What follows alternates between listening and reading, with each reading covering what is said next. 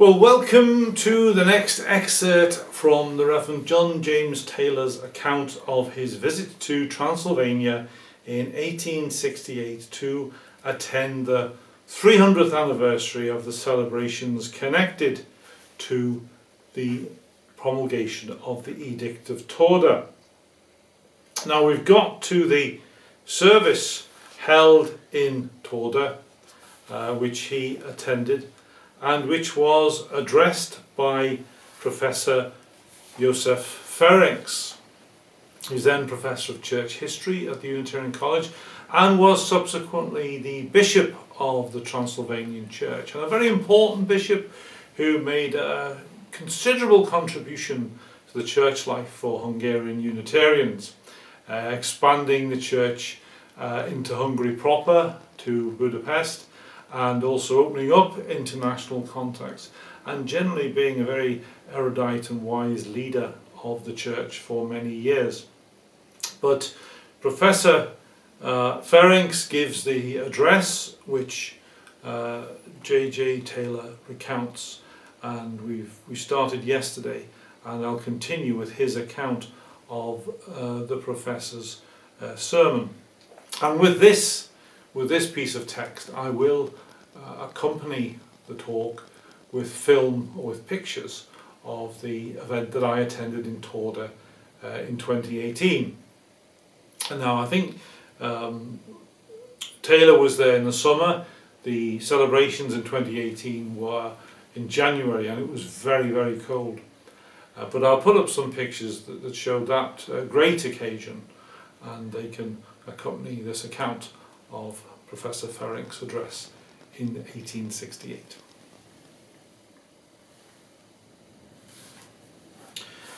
Under the second head, he explained how the political movements of the last half-century, following the great First Revolution in France, had contributed to diffuse the spirit of mutual religious toleration. "Far be it from me," he exclaimed, "to limit freedom of faith and conscience to Unitarianism exclusively. I only wish to show by the example of Unitarianism that religious liberty is really in a better condition than it was, that it has now struck so deep a root in the hearts of millions that no power on earth can any more eradicate it, and that he who at the present day should attempt to employ a difference of religious belief as a weapon against his fellow men would deservedly draw down on himself the condemnation of the world. Indeed, it is high time that the last spark of intolerance should be put out, that men should be united to each other by the Christian feeling of brotherly love. It is high time that we no longer despised and persecuted each other, because one worships God standing and another on his knees, because one has a cross on his church and another a weathercock. It is high time that we should no longer force our faith and opinions on others, but allow everyone to form his own with that freedom wherewith Christ hath made us free, and that we should no longer venture to reduce anyone under the yoke of bondage."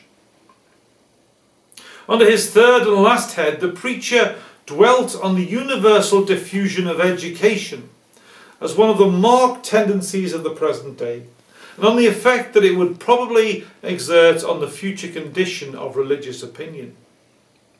He believed that in the free exercise of thought, which universal education would encourage and facilitate, there would be a steady approach to essential unity of faith. It was the imposition of creeds that produced hostile differences in religion. What was the language of all educated men? Whatever we may say, we all of us worship one only God. Whoever tries to devise a creed acceptable to all is fighting against nature, which has not made two leaves alike. Give free development to the human mind and await the result without fear. The final triumph of the liberty of faith and conscience will be effected by education. If I am asked, he continued, what may be the ultimate fate of our own form of Christianity, the answer will depend on our definition of the essence of Unitarianism. if we adhere obstinately to the articles of faith laid down by our forefathers centuries ago, regarding them as the ne plus ultra of perfection, which must not be touched, and from which we must shut out the freshening air of science and free inquiry, then no doubt Unitarianism, like every other religion which thinks itself complete and finished, will have to take its place among a collection of antiquities. For the essence of the biblical truths must not be confounded with the forms which they have successively assumed in the minds of different men in different ages. But if we regard Unitarianism as a strong and vigorous organism, full of life and capable of development, ever ready to admit new truths and constantly regenerating itself by their influence, and securing the spirit and welfare of its adherents by keeping abreast with the onward march of the ages, then I am bold to say the future of Unitarianism is secured forever, because it will take its stand on those eternal principles of reason by which the cultivated portion of mankind must always and increasingly abide.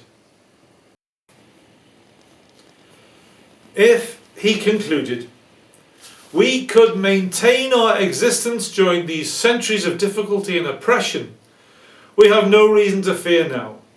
Unitarianism, however some may call it a rationalistic religion because it applies the principles of reason to Scripture, and others may say it is a dry religion without poetry because we do not attempt to produce an effect by outward ceremonies. Unitarianism, I am persuaded, has a great future before it, and my belief is that those who shall celebrate this festival a century hence will celebrate it with the representatives not only of the Unitarians of Great Britain, but of those of other countries. At the close of this sermon there was a celebration of the Lord's Supper. I think nearly the whole congregation partook of it, the men first and afterwards the women.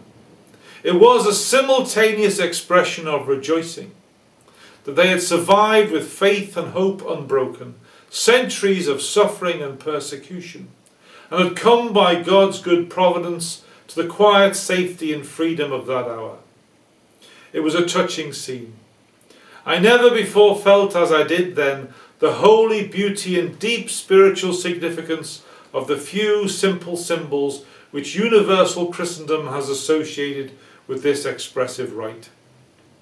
There I stood in the front row of the communicants by the side of my countryman Mr. Paget, unable of course to understand the words that were so earnestly uttered by the officiating minister, but attuned to seriousness by the quaint old melody that pealed forth from the organ and was chanted by the choir, by the cup and the bread that was circulating around me, brought into silent sympathy with that faithful people of God who clung to their honest convictions in defiance alike of the threats and the allurements of the world, and carried back by reminiscences irresistibly borne in upon me into a communion of the inmost spirit with that innumerable company of saints and confessors, who in diverse ages and widely severed lands had through these same symbols given up their souls to God and devoted themselves to works of self-sacrificing love.